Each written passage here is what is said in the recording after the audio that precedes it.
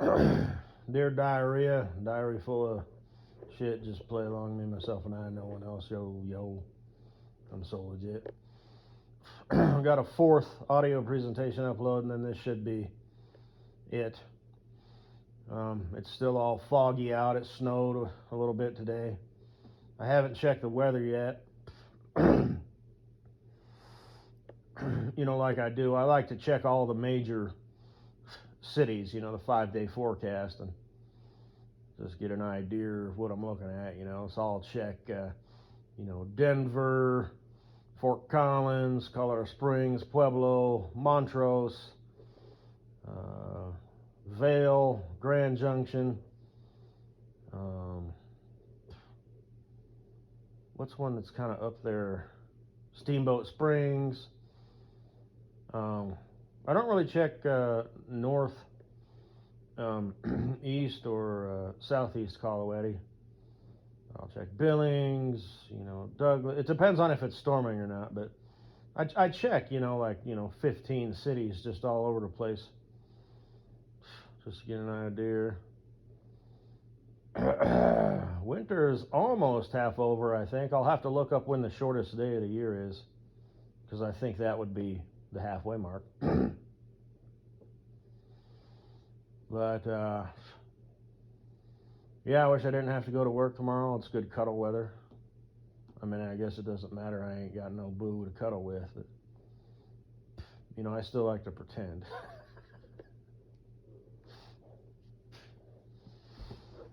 I don't know. I like cuddling with myself quite a bit,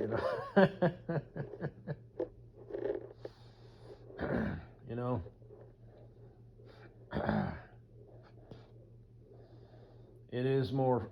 It's more liberating. It's more free, and I can toss and turn. I can just hold my pillow, with my arm comfortably underneath and all that. And I'm going to show all of my boos, ex-wives included, which would be pretty much all of my boos. No, that is inaccurate. Sometimes I don't think. But, I'm going to show them how to cuddle proper, and, lay down the rules, you know what I mean? It's like, I will hold you, every night, but I'm not going to hold you all night. I'm going to turn around. Feel free to hold me. You can cuddle me. You can throw your leg up over me if you want to, But if I need to move, I'm going to gently nudge you, and you are going to wake up, and we're going to have to work this out, our schedule of how we like to sleep. Because when we first fall asleep, we're going to be all excited, for lack of a better word, to drift off to sleep in each other's arms. But then as the night goes on, you wake up and you're just like, I want to move, but you got your arm around me. Move, bitch! So we're going to we'll work that out. So I'm going to let them all know, hey, look, this is nothing personal. I enjoy sleeping very much. Always have. So, and as a good PR move, I'll say, I enjoy sleeping with you very much. Sharing a bed with you.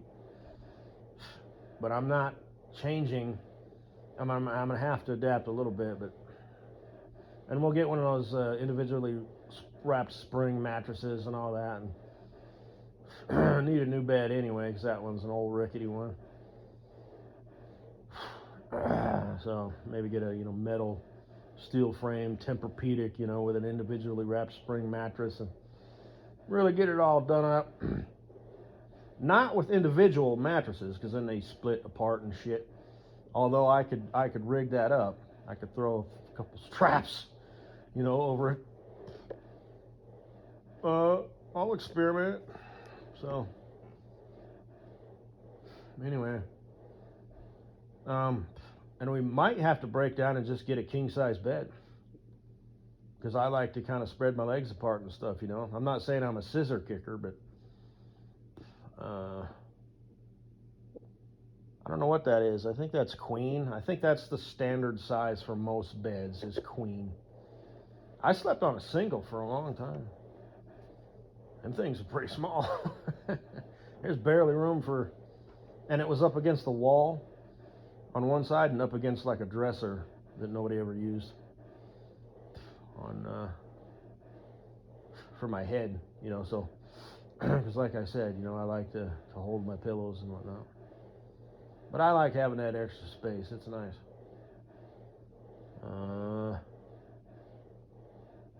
But I'll get you trained up, on whatnot, and they'll enjoy it. You know what I mean? So, because I had, my thick, heavy comforters, and just how I do things, just like anything else that I decide to do is better than anybody else. You're stupid.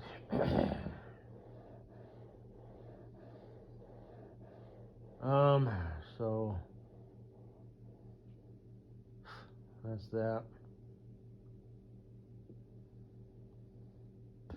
And I'm gonna want to just hug my pillow, So, like I said, if she wakes up, if one of you broads or bitches wakes up, and you see me, with my back to you, and I'm, getting my cuddle on with a pillow, don't be offended. That's just how I do. So, okay, that's fine and good, but you got to stop humping your pillow. I'm in your life now. That will give me a complex. Okay, fine. I'm not getting rid of all the other shit though. The masturbatory gear, any of it, be it digital material, printed material, or whatever. That's going in storage, and that's just the way that's going to be. Because one of you bitches will eventually. I'll come home. I'll be like, where's all my shit? Okay.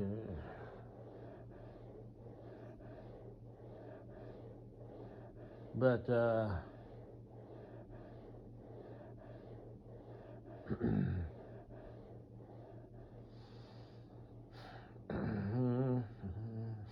it's not the same. Yeah, I know that, but it's pretty damn close. Even have gel-filled asses and shit, so. All right. Ass cheeks. And that faggot shit. But anyway.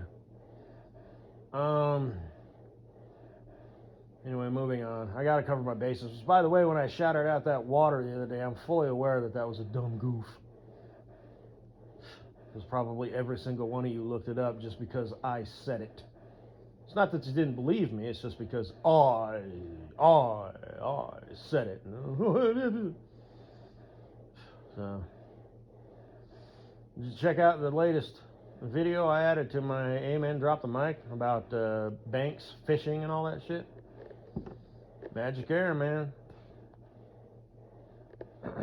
You give them an inch, all of a sudden they've got a mile worth of your information. So.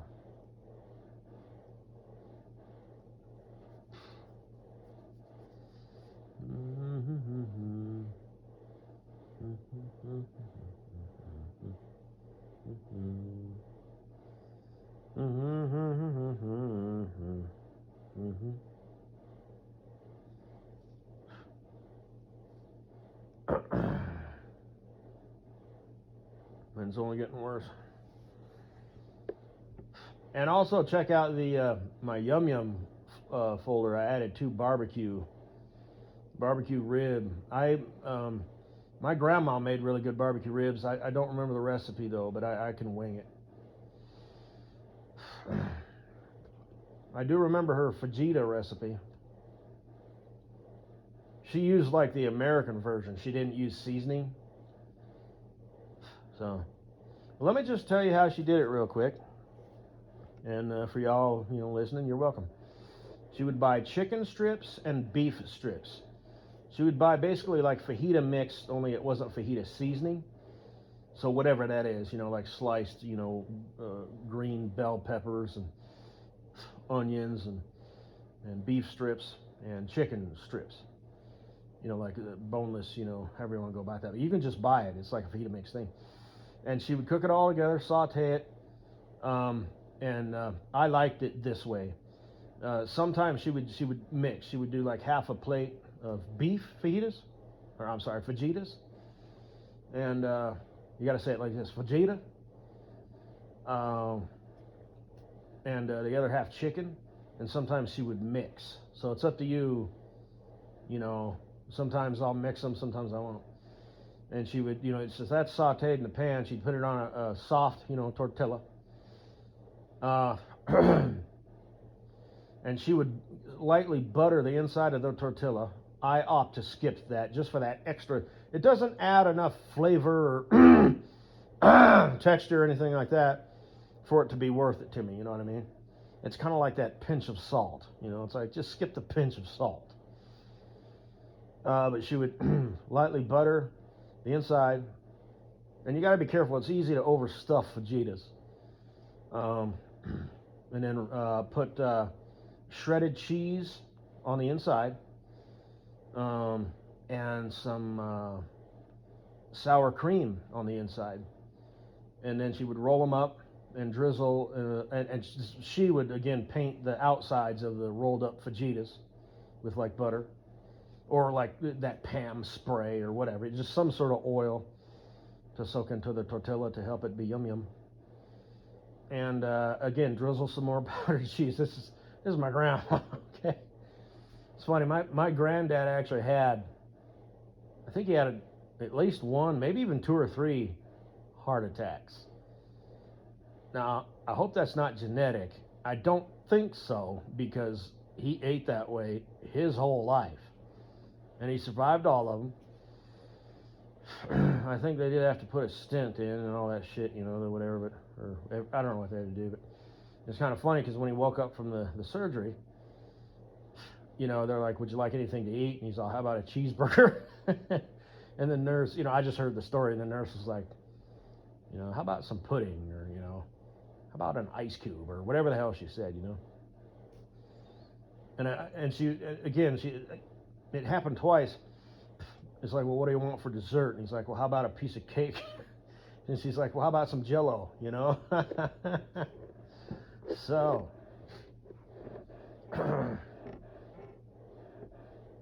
anyway, that's how she cooked, She wanted it to taste good at all costs. So she would use butter and sour cream and cheese and salt. If it was like, if it was a bowl of macaroni and cheese, microwave, she would add an extra cheese slice and stir it in. It's just how she was. So, but nobody force-fed that shit. If you wanted to make it healthy, you either made it yourself or you watched her and said, hey, Grandma, look, I don't need that salt, or any of that shit. So, but I don't eat that way anymore. And I've talked about her before, her cooking. Like I said, she could make the most awesome bowl of, comfort food, macaroni and cheese, grilled cheese sandwich and tomato soup, to a fancy, like something SC would make. She could do that. She was a school cook pretty much her whole life. So she was real good at making, stuff en masse. But her food was more than just cafeteria food, which has a taste in and of itself, which I do enjoy. I always have. I mean, it's coincidentally, I'm rapidly becoming a geriatric, dinosaur. I just happen to, love, buffets. I've talked about them before. I mean, obviously, I'm not allowed to play in this world at all, regardless of what it is. But in theory, it's a nice fuzzy thought, a fuzzy memory. Well, buffet, I guess, because they're all old folks and shit. But yeah, the soft serve ice cream, and all the stuff. And there's usually an island where it's like you're not allowed to serve yourself because people know you will go ape shit. Like if it's prime rib, once a week or whatever, steak and shrimp night, you're not allowed to serve yourself. There's somebody shoveling that shit out. But everything else, you take your plate. Also, Furr's Cafeteria. I don't know if they have them in Colorado anymore. It was just like school or a college dorm or something. You went along across the line, you took your shit, and went down and you ate it. I'm not sure if you could circle back and get back in line. See, buffets, once you're in, baby. You know, those plastic cups, you know, and the milk machine and all that shit. Oh, oh. Not sound like a fat fuck, but I'm just being funny, you know. But I do mean it. But yeah, it's the same shit. You know, I'll take some of the. And as a kid, I was weird. I liked asparagus. I liked green beans. I liked green jello, and I still do. But yeah, man. I liked spinach.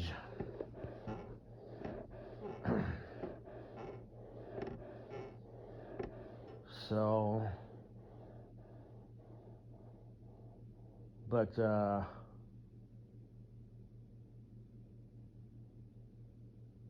what the fuck was I talking about? Need to eat more brain food, especially as I get up here in years. So, yeah, the fajitas. And then when she took them out of the oven, then she'd add a little bit more sour cream. No cheese, because she wanted it melted, right? So it's like, well, I would have had more. I'd just have to put it back in the oven. And no. At that point, it was done. Yep, it was done. Yep, uh-huh. So delicious. So when you kind of cut into it with your fork, it kind of had like a little bit of crisp to it, right? Not crunch, but it kind of had some, you know, kind of like flaky pastry dough. You know what I mean? So you got some pretty stiff competition there, Coach Cinnaboo, or God damn it, SC. So, but I know you can handle it. So you might come close to replacing my grandmother. So. And Cocinaboo, you know, keep baking them muffins and shit. You know, baby steps, because you can fuck those up. And then maybe, you know, maybe next you'll make you a, you know, a steak, you know, or something that requires like timing and kind of like, you know what I mean? But so okay, I gotta cook it at this degrees, or even if it's just out on the grill with no, like an old school grill that doesn't have to show how hot it is, you know. So you'll get your chance. Yes, you will. Start, you know, buy a book on Korean cuisine, you know. So, good deal. Good stuff. Anyway, I guess that's all I gotta say, baby. Just so sad alone out here. It's all foggy and wet and drizzly and just so nice.